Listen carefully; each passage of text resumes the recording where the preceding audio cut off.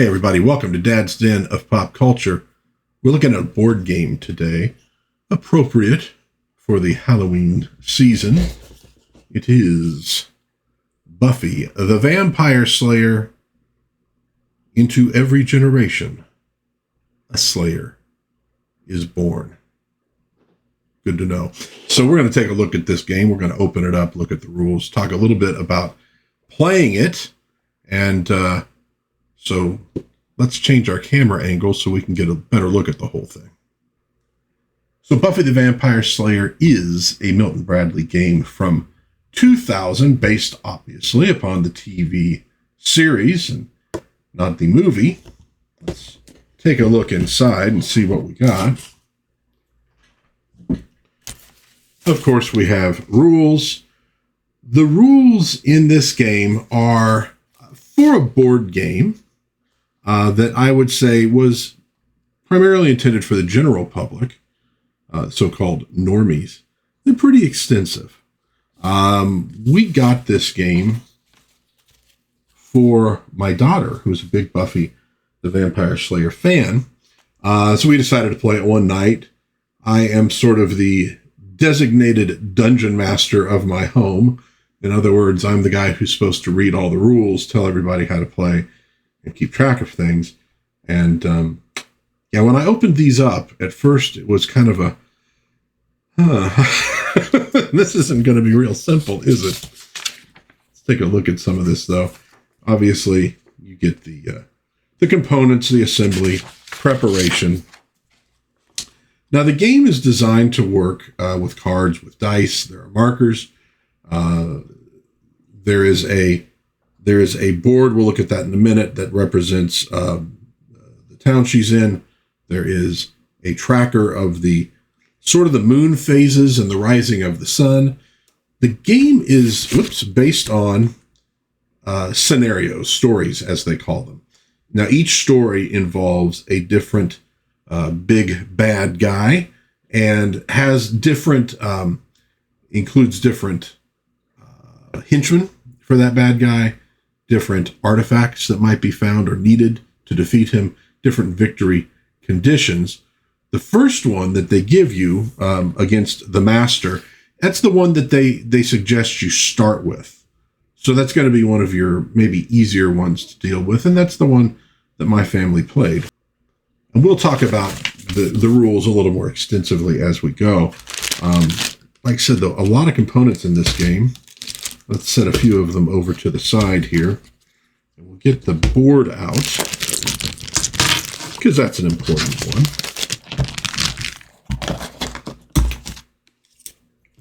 I'm going to have room to put all this stuff on this little desk. Well, we'll see. All right.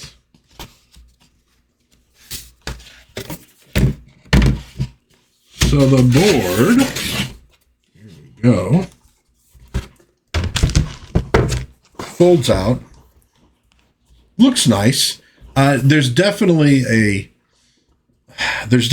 early 2000s, 90s vibe to the design, the colors, etc. You can see you have what are sort of like the city streets. There's a little manhole cover, museum, library, the bronze, mayor's office, magic shop, so different rooms, a lot of different symbols, and they do mean different things. They are important to this game. Now, this bit right in the middle, interestingly enough, they actually duplicate the imagery here, so you could probably play this even if you lost this component. Sorry, that was the shriek of my chair. This goes into the center. Now, it's kind of a little complicated. You have to take one of these little pieces. It goes up underneath here. If I could, there we go, slide it through. And these tabs then fit into that. And so you will have, if you manage to pull it off, there we go. That's just about, anyways, you would have this sort of standing up in the middle of the board. Again, if you don't, you could actually play it without bothering with that if you so desired. We're going to leave it off as we go through this thing right here. The player playing the evil characters puts this little thing together. There we go. No? Yes, thank you. There we go. You see it says on it, evil card, evil card, evil card, evil card. This is so the bad guy player, as you get the cards out that you can collect while you're playing the game, can hide his cards. There are several decks in this game. Let me separate these out a little bit here, and then we'll look at them.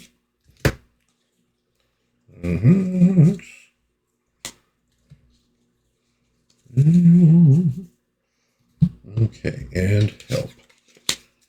I need somebody. So here are the evil cards that the evil player will be collecting and will be using. Let's look at one of them. Sire of Vampire. Use a vampire to turn a good character into a vampire. Roll fight dice and deliver any damage. Then count Fang symbols. And that's what the Sire of Vampire card looks like. Sewer crawl, which means you're allowed to move between from manhole to manhole, kind of a deal. More Sire of Vampire cards. Summon Eclipse. Summon Kathy. Now, Summon Eclipse, of course, is important because, and we'll talk about this a little as we go, when the marker that goes around this thing hits the sun, any vampires that are caught outside, so not in a place they're allowed to be, take damage. Okay, and this, see this along here? These are life tracks that are going to be used both by the good guys and by the bad guys to, to use a D&D term, to track their hit points. Point is, the bad guy is going to have these cards, and he can set them up like so, so that the other players can't see them. What other cards are there in this game? There are research cards, which generally speaking involve magical spells. There are help cards, which involve, well, help. There are weapons. You use those when you're fighting. And there are artifacts. The artifacts are all sort of special, what they can do. And some artifacts are particularly needed to solve one of the stories. And so the evil player can collect evil cards and artifacts. The good players can collect the other cards, but obviously not the evil ones. All right. We have a whole mess of dice. You can see the little white pieces and black pieces in there are used by the good and evil characters for tracking their life points. There are fight dice. There are magic dice. Oh, they spell it M-A-J-I-K. Okay, they're not even going for the M-A-G-I-K. They're going full on new wave for this dude. You will see the fight dice punch. Those are fangs. There's a, what does that one say? Jab. There's a kick. There's a blank spot. There's a stake. So when you get into a fight, the different characters will have a different number of dice they're allowed to roll. They'll roll those dice, and generally, if it's a punch, a kick, a jab, it means you score a point of damage. If you're trying to stake a vampire, you want to get usually more than one of these. If the vampire is uninjured, but one stake will do if they've already been injured. And of course, the fangs are useful for both Oz, the werewolf, and for the vampires when they're getting into a fight. So there is a somewhat of an advantage for the monsters in this one, as more faces on the dice will count to damage for them. The magic dice, you have that little symbol there, or you have nothing. Kind of similar. You have a different number of dice you're allowed to roll, and when when you're trying to cast a spell, you need a certain number of those dice to be a success. Like so. Now this dice, you see, has like a big flame on it and little flames. Right? Okay. Now what does that mean? Well, the evil player, who always goes first, will roll this dice, and it tells them how many of their henchmen they are allowed to move on their turn. Now I came up with 3 small flames. That means 3 of my henchmen can move, but since I didn't get the big flame, it would mean my big bad was not able to make a move in that particular turn. And how do we do the moves? You're going to roll 2 of these movement dice, count it up, 5, 6, 7, and you move accordingly. Okay. Now some of these faces have a moon on them. When you get each of those moons, that's when you're moving your counter around this. Under different things, different effects can happen. Under a new moon, for example, evil will draw 2 cards if it lands on a card space. That would be these black spots here. All right. The yellow spots would be the research, etc. So when you're under a full moon, Oz and Veronica change into werewolves. When they do that, they become more powerful, but they also, I think, maybe lose some control. And like I said, under the sun, vampires take damage, so they don't really want to be under a sun. We have these character cards. You see what I mean when I said there's a lot of components for this. Now, these are the big bad guys. So one of the stories involves Adam. There's the mayor. There's the judge. There is the master. And the other side, is that the... Oh, it's the same on both. Okay, it does change for some characters. And you can see he has 4 fight dice. He has 2 magic dice. It also says on the bottom, start with 1 evil card. Put Darla, Spike, and Drusilla on their start spaces. So those are his henchmen for his particular story. For the judge, start with 1 evil card. Put Darla, Spike, and Drusilla on their start spaces. So the same ones. Who does the mayor get? He gets Bad Faith, Mr. Trick, and Vamp X on their start spaces. Of course, starts with 1 evil card. And Adam gets Spike, Drusilla, and Vamp X, and 1 evil card. So those are our villains for the game. These are the little marker pieces. You have the little bases, obviously, and then you have pictures of the different characters. Those are what you're going to move around the board. And if I can now lift this up. Where did I put... there they are. Okay. Last one. Oh, here we go. All right. And these are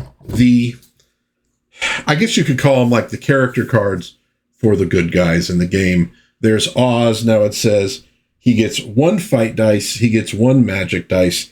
Here's where he can put his cards. He can only have 1 weapon card, 1 help card, 1 research card, 1 artifact card at any given time.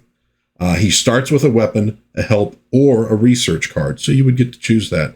Flip card holder over if Oz changes into the werewolf. And so this side gives you werewolf Oz. Now he gets 4 fight dice and he gets 0 magic dice. Okay. And it says place artifact card under corner space. So if he's holding any artifacts, he loses them when he changes. Discard all other cards. Werewolves cannot draw or use cards.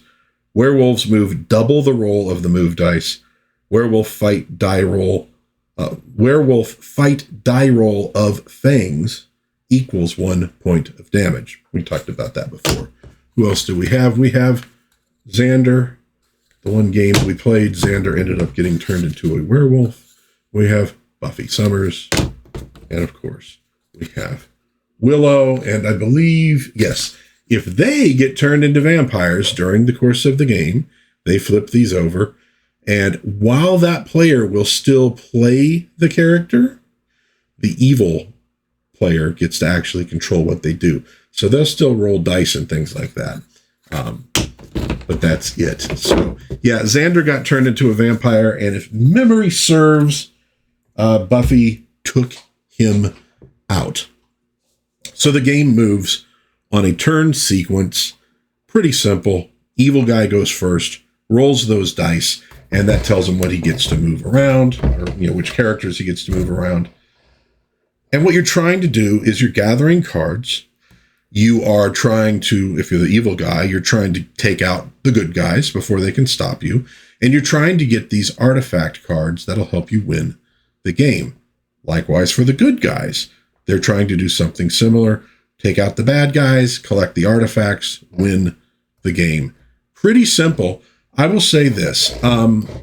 With my family, my daughter watched the entire Buffy series. Loved it. We got the game for her. Got it in an antique store. Cost $20. So it was a good buy. Everything was in it. I watched a little Buffy back in the day. I'll be honest. I have a limited tolerance for Joss Whedon's dialogue. So I didn't stick with it. But I mean, generally, I liked it okay. It was fine. My wife really never watched it at all, although she was a big fan of the old movie back in the day. So we came at it with different levels of Buffy enjoyment and awareness, and all three of us had a good time playing the game. It, like I said, took a minute or two to read through the rules and figure it all out, and I didn't go into them drastically.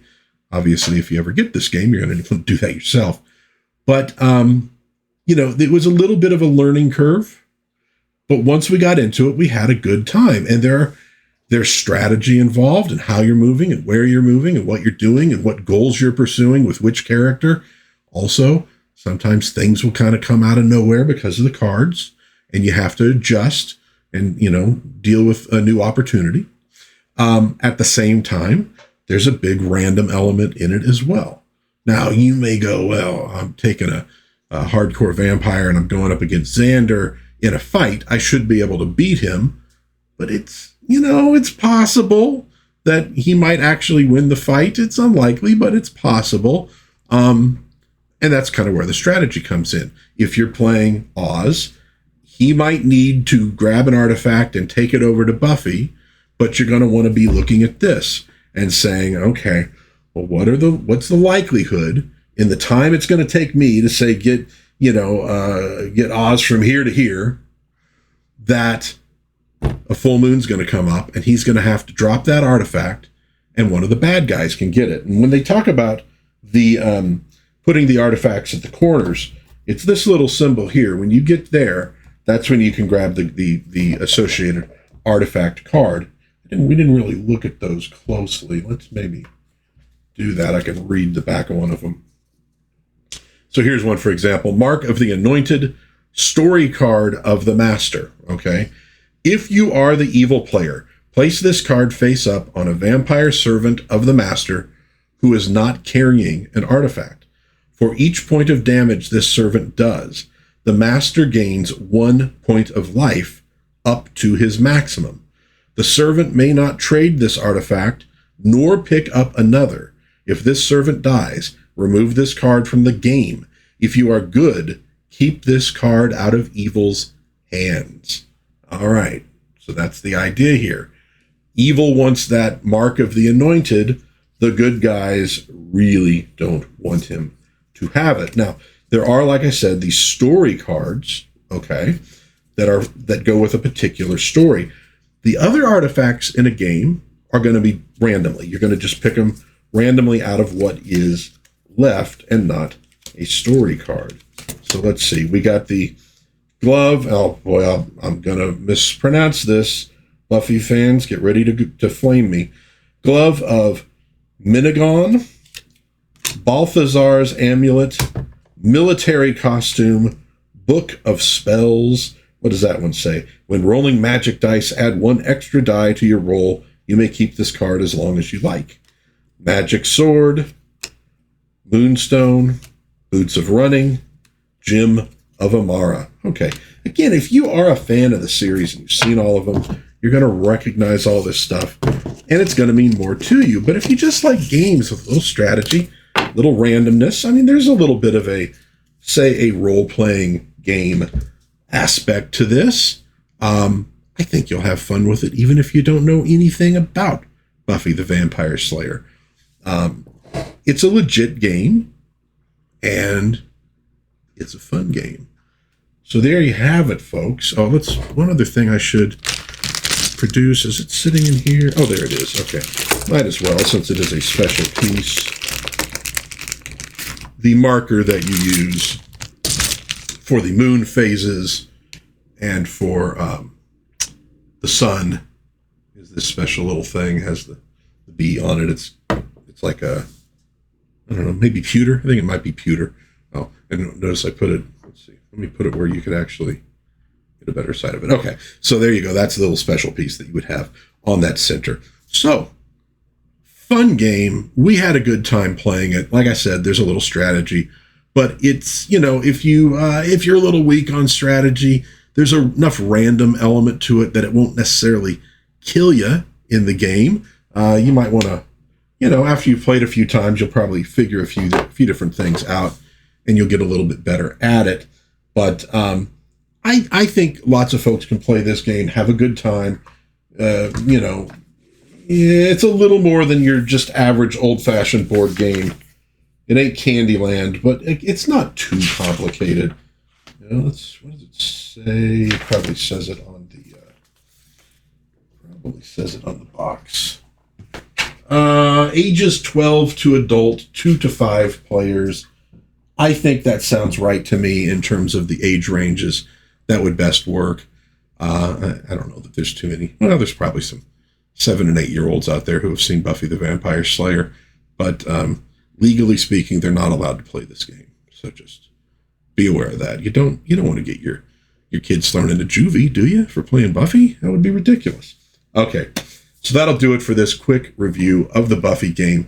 It's fun. It's a nice little strategy game. We had a good time with it. You can get up to 5 players in the game. If you have fewer than that, then what happens is like one player will control, say, like Oz and Willow, and another one will play Buffy and Xander or what have you. So there's ways to break it up like that. You could probably somehow play it with more people if you absolutely had to. But fun game, would be good at parties. It took a little while to play, but it wasn't ridiculous. It wasn't like a marathon of playing Monopoly. Good stuff. You might want to check this one out, especially if you're a Buffy fan. Like I said, we got it at an antique store for $20. I'm sure you can find these on eBay. You just will want to make sure, well, especially that you have the rules, because there's a lot of them, and it's not like the kind of game where you could kind of guess how it might work. You do need the rules, but make sure that the game is complete if you're going to buy it. That's what I would say. Let me know in the comments what you think of Buffy the Vampire Slayer, the game, if you've ever played it, or if you have any questions about the game, put them in the comments and I'll do my best to answer. If you enjoyed this little review of Buffy the Vampire Slayer, please give it a thumbs up, a like, whatever one will call it these days. Maybe subscribe to my channel. Maybe share with a friend. That would be very, very cool. But until next time, God bless everybody. Please be kind to one another. Have a little bit of fun out there. I will hopefully see you again soon in Dad's Den of Pop Culture. Bye-bye.